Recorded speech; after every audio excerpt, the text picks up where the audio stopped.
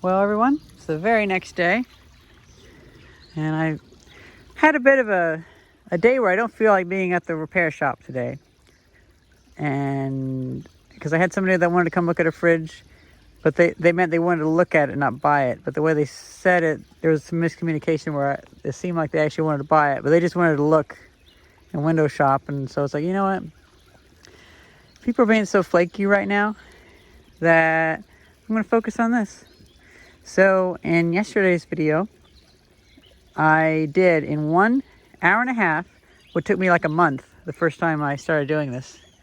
And this knotweed, when I first came down here a couple years ago, was so high, and the roots had so much energy in them that I had to come down here like 3 days a week to cut it, and it kept growing back so fast. But now it seems like even a year and a half later, 2 years later, it is strongly diminished, and it's so easy to cut down. And the ferns are even bigger. So I'm going to do some section over here. I rode my e-bike, and I have my little sickle. I always end up bending up the end of it, but whatever. I've bent that back like 30 times. I restored this. This is a 1920s Sears. I guess it'd be Sears Roebuck & Co. at that point, but can't remember when they had the if it was originally just Sears or if it was Sears Roebuck.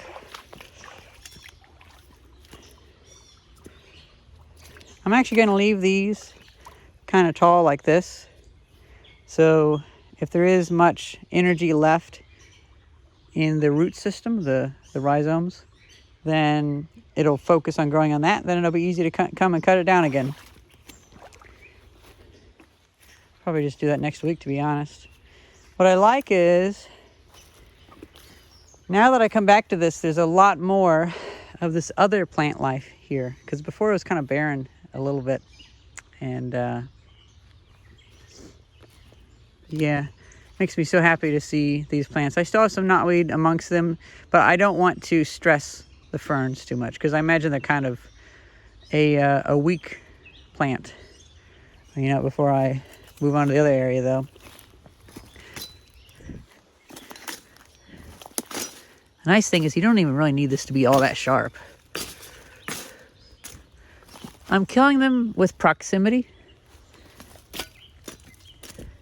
or the distance to the nearest knotweed, because I figure, it seems like I'm figuring right, if I kill all the knotweed within like a 40-foot radius,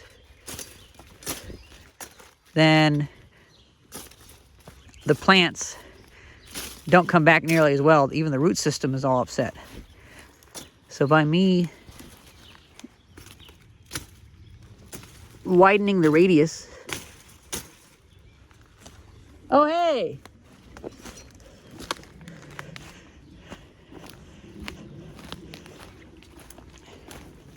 You want to be on video? You want to be on video? No, it's okay. A couple years ago, when I was down in the dumps, I came out here and I was weeding out the knotweed. And I ended up getting this all cleared out. Did you get down by the wall? No, I was going to work down there, but then I got stung by bees. And that was kind of I was like, well, I'm a little lazy when it comes to that, but... Did you find any ovoid mushrooms out here? No, I found a whole bunch of mushrooms over by Pinnock Woods, though. Little ones? Actually, huge.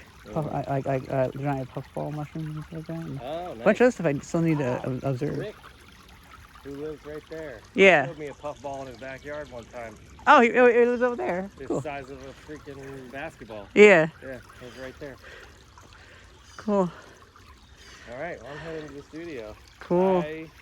Oh, that was so nice to run into him. A friend of mine. Oh, look at that. Man, there's always so much junk out here. It's like a wheel with a motor on it. Okay, so let me go stand on my rock.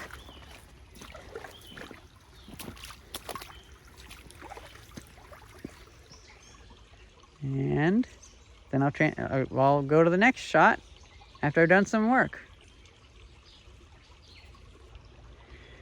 I ended up stopping carrying it over there because it was just too many little ones to grab. So I cut it really far. And I think what I'll do is this video will cover a few days maybe. And we can just let these leaves wither and die, and then the plants underneath can have more space. But I can't move it all. So it's gonna be there. And I'm gonna let it decompose. I also ran into some poison ivy over there, so I'm just gonna not go any further there. And then we can go up there. Cool.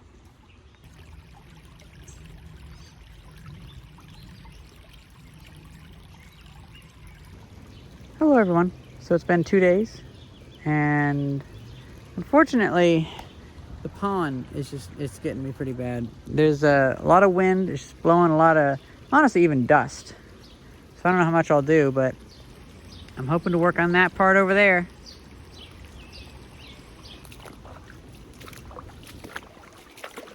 I keep going back and washing my eyes out. I'm not using the creek water though, that's a bad idea. I'm using town water.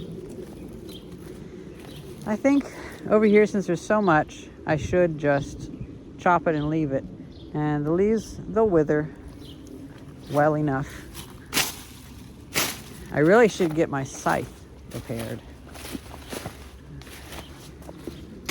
That'd be good. I should also sharpen this. Okay.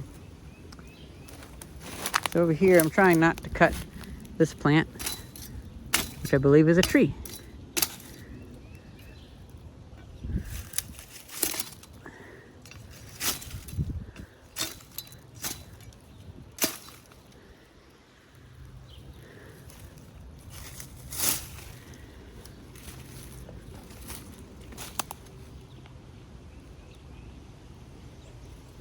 I'm standing on these two little rocks right here.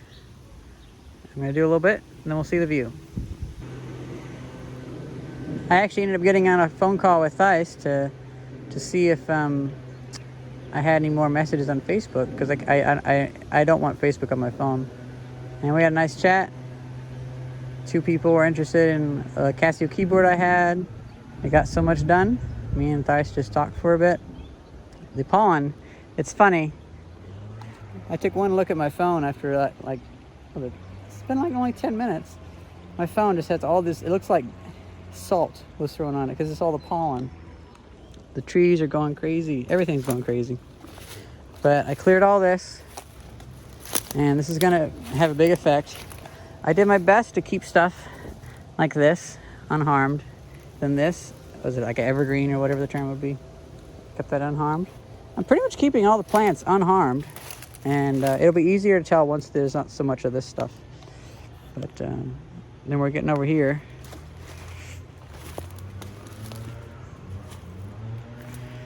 It's funny that it doesn't grow that way too much, but I think it's just a matter of time. I need to weed it out. I had removed it from this hillside, and it looks like it hasn't gone up as much up there because there's not as much water. So again, this year I'm not going to slack off on this. And oh, did somebody kill the poison ivy vine over there? They did. Look at that. Somebody chopped the poison ivy vine. Oh, I'm so happy. So somebody else has been down here doing stuff. I'll have to watch out for poison ivy over there, but maybe they put a weed killer in it. I'm not actually seeing any poison ivy leaves over there, so that's like a 20-year poison ivy vine. Makes me so happy.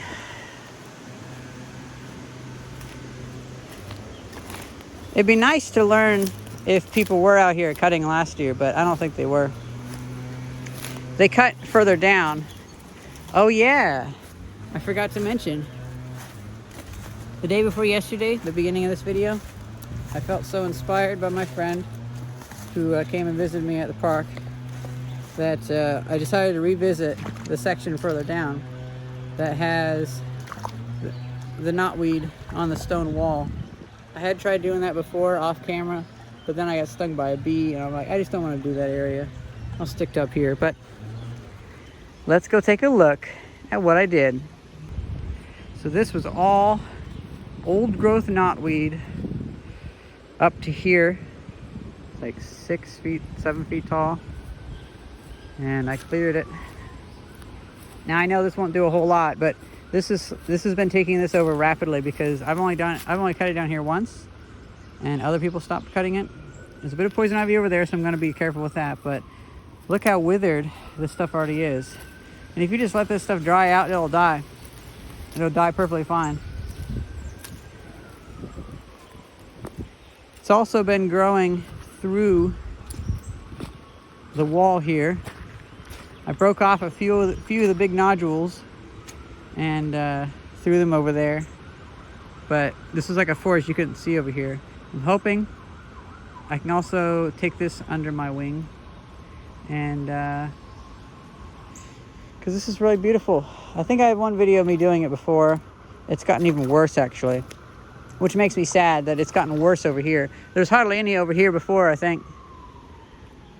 But well, if upstream is any indicator, I should work on this. Well, I gotta get back to work, but if you guys enjoyed this video, thank you very much for watching. See you. I will keep at it.